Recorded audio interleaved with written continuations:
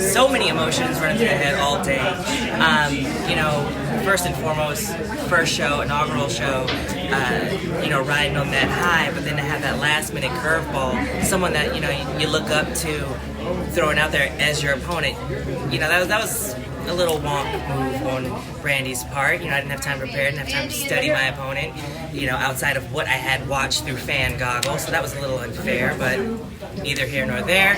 Outside of that, I think we put ourselves in it. And what was the most surreal moment of the day for you? Yesterday, showing up in Vegas and seeing my face everywhere. Did Brandy Rhodes overstep her bounds by making that announcement at the last minute with Awesome Konging? Are you going to have to check her for that?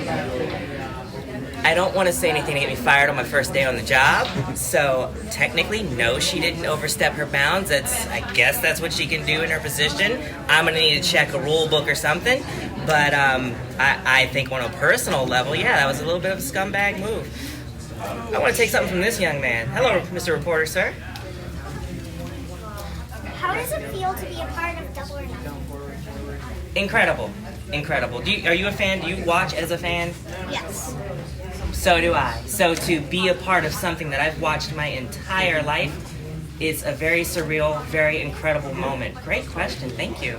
You've seen the bar get raised over the last few years for women's wrestling. Tonight, how would you assess the women of AEW? I think from the fan perspective, it seems like you guys cleared that bar pretty significantly.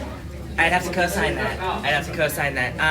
We're no stranger to social media. We see what's out there. I think we put our foots up fans' patooties and made them take notice of what the women are capable of doing. They're not used to seeing women's wrestling on the level I think we brought it, for whatever reason that may be. And I think we opened their eyes to some alternatives out there. That was the goal, and I think we shot past that. How important was it that you guys came out and you showed a completely different side of women's wrestling tonight, something new that we hadn't necessarily seen? Oh, definitely important for a multitude of reasons. First and foremost, we've been saying, hey, we're the alternative. We need to show them why we could be a strong alternative.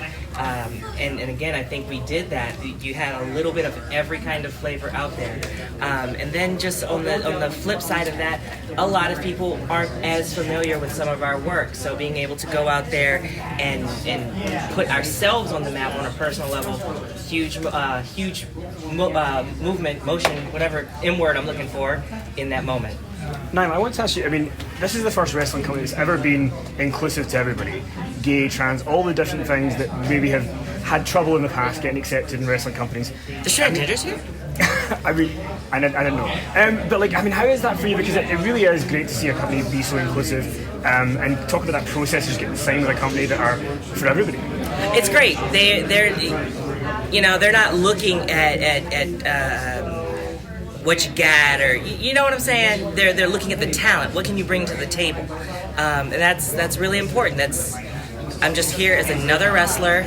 They liked what they saw. They invited me to the table. They liked what I brought to the table. Here I am.